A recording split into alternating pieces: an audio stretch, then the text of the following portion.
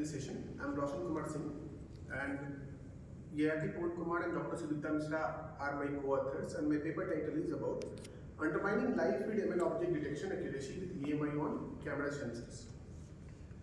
So these are the agendas of my presentation. Basically, how it works is EMI, electromagnetic interference, affects the ability of sensors. If any external charge is provided on the sensors, the actual reading coming out of the sensors get maligned. It doesn't give you the actual reading to the microcontroller. And microcontroller considers that the reading coming out of the sensor is accurate enough. And it takes that action and ultimately causes the error in the overall processing. So motivation and problem statement of our works are, the main motivation is all the vehicular devices, cars or truck or any other moving vehicles, including robots, they have a lot of sensors included with them. The main problem for localization, for swarm management, for fleet management, the thing is if the sensor is not giving you the correct reading, ultimately that's going to crash and it should be very accurate enough to give you the correct readings. Now, the attacks are very common nowadays. You can see that these type of attacks are already being happened on the sensors and vehicle subsystems. So our problem statement is, you can see that recently in many newspapers you might have seen many car companies are getting so many accidents day by day. I'm not pointing the name of the car company, but you understood already, I think. So there are so many cases already. It happened and it's frequently being happened right now. So how we are going to understand what is the actual problem? The problem is, so to understand the problem, we should understand the working of the system first. So computer vision system is a predominant part in all self-driving vehicle systems. So you can see that if any obstacle is there, consider this person as an obstacle. So camera sensor takes the input, then processes the frame, then gives to the ML models to identify that what obstacle is in front of you, whether that is another car, another vehicle, another person, or anything else. And it identifies that obstacle, and based on that, it applies the brake.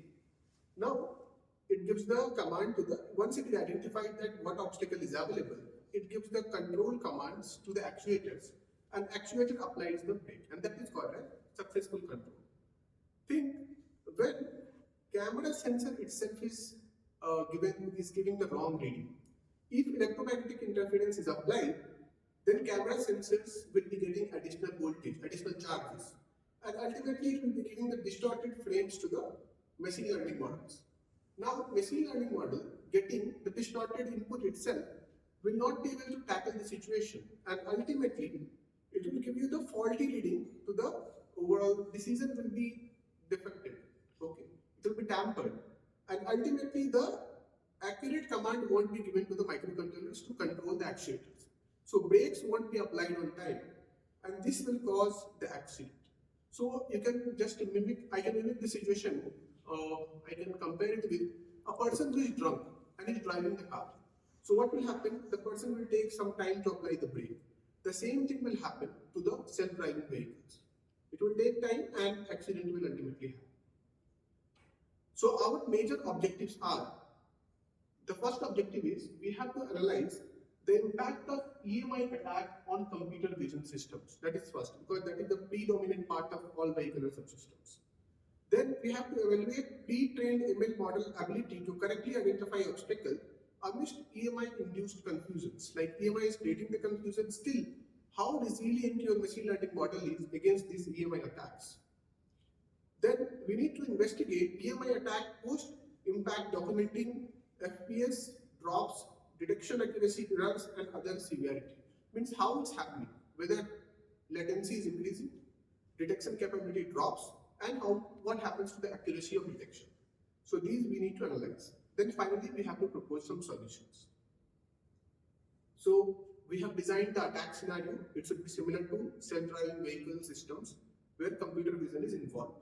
So we use Jetson Nano, and we are running our machine learning model there on the Jetson Nano.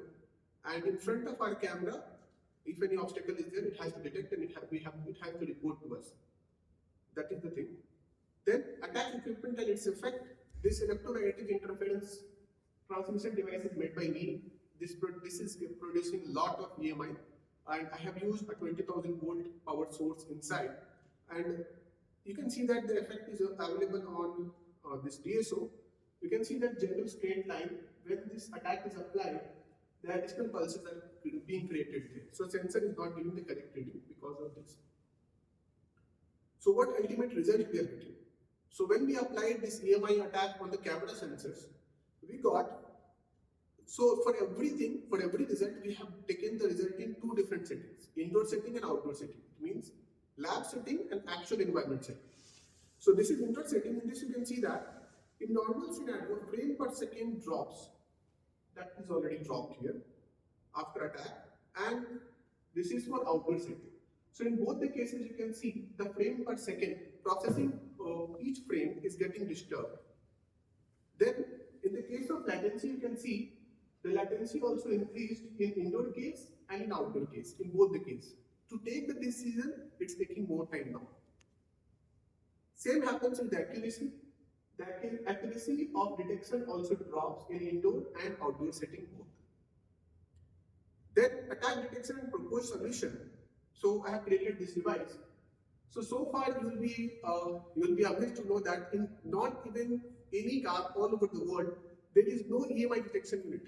If somebody attacks the vehicle with EMI, no car is available that can detect this type of attack.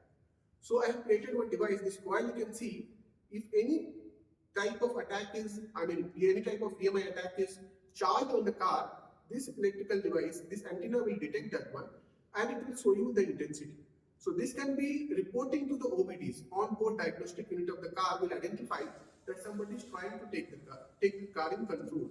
So in that case, self-driving car will be converted into, it will give you the warning and it will release that from self-driving to manual driving. So at least you will be having time to save yourself.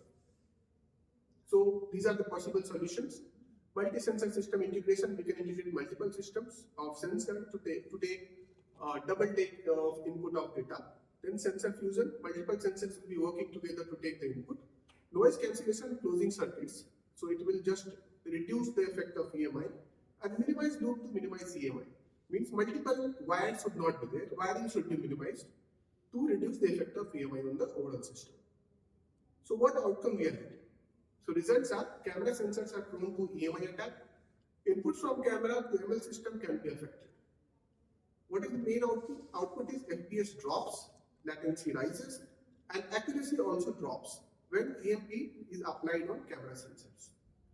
So what is the significance? There is an immediate need to implement attack detection and reporting system to be embedded in vehicular OBDs, because the lens of the camera is transparent and it is not metallic. So EMP can easily enter through that, and because of that, the camera sensor gets affected. So there is a need to make that type of lens that will stop the entrance of EMP inside the sensor systems. The future enhancement we have are development of counter EMP system, that if any EMP is applied, the same intensity of EMP will be applied from the car side also. So ultimately it will cancel each other. So that can be one solution. Then camera lens equipped with transparent EMP shielding. Even though the camera lens is transparent, it should have some feature so that it can stop the EMP attacks. Secondary control system activation when the primary unit is compromised. So when the primary unit is compromised, there should be some backup plan so that because of that it will be, that EMP will not be damaging the system to that extent. So these are the references what I have already here for this paper. Thanks for listening, and I'm open to questions. If somebody wants to connect to me, this is my QR. Yeah. Thank you. Did you take this to any commercial vehicle vendors? Not yet, sir. After this publication, we'll be going for that.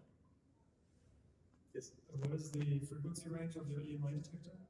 EMI detector ranges from like I've not made it a frequency range for that one, because we are looking for all the range, because we don't know that from what frequency they are going to attack. That's why. So we have just mainly converted into voltage. If voltage should be 5 volt and it's detecting that the voltage coming is 7 volt, 8 volt, 9 volt, 10 volt, then it will identify. So it won't be dependent on the frequency there. Thank you.